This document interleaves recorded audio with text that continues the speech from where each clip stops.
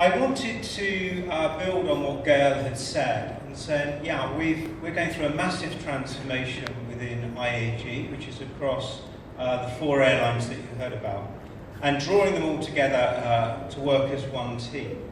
Now, within that, we're also moving towards a digital world. And how do we do that? And I wanted to describe here just one of the techniques that we're using, and we call them snapbacks.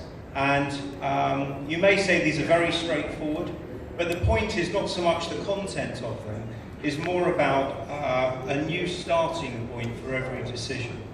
So we fundamentally believe that you cannot evolve from where we are today. We currently have many legacy systems existing within each of those airlines. And I would suggest that many of you in the audience also have many legacy systems. So whilst you want to jump to a new digital world, it's actually quite hard to do. And so what we came up with is a series of snapbacks. And a snapback is this. It's to say, this is our new starting point. So if you take the first one, with 100% adoption of a hybrid cloud, we're saying that every project, and we run 240 projects each year across our group, has to start with saying, why is that not going to the cloud?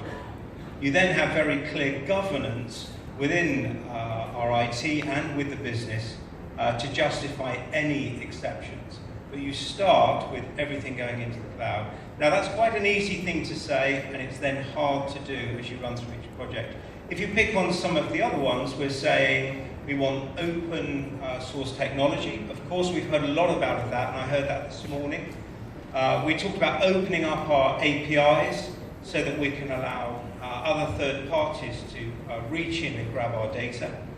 And we've talked about sharing. So in the company I'm in, we have 4 very clear, distinct brands. So we have a low-cost airline, we have premium airlines, we have hybrid airlines in the middle. And one size does not fit all. You won't be surprised to hear. So just saying, oh, why don't we just do it one way and have a common solution, actually doesn't work, and could also really hurt the brands.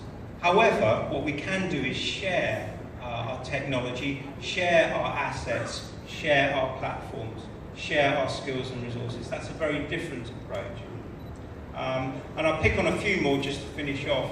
Things like vanilla packages don't customize. You must be sitting on in your own companies where you have customized everything to match your business processes. And I think this is where this leads to is all of this has to be achieved by working very closely with the business. So you have to have strong stakeholder management, work with each of your different operating companies and your main stakeholders, and try and come up with a joint plan so that you're not creating elegant IT in a digital world for the sake of it. These are the people who are going to be funding your projects for their customers. So your solutions fit their customer plans. Yeah? And maybe one last one, I've jumped to the bottom line. As we're in India, one of the main things that we're doing is working with our third-party partners. A few of those are in the room with us today. We're getting strategic partnerships with our Indian partners, and we are using, our snapback is 90-10 offshore. 90% offshore, 10% onshore. And if you're not at that ratio, then you have to come and justify it to me personally and tell me why not. And it's got to be a good reason, because, and at the moment, the truth is we're running at about 87-13 to give you a flavour. So all of these things are challenging, but we're heading in the right direction. Hopefully that gives you an insight as to how, rather than the what, we're trying to achieve.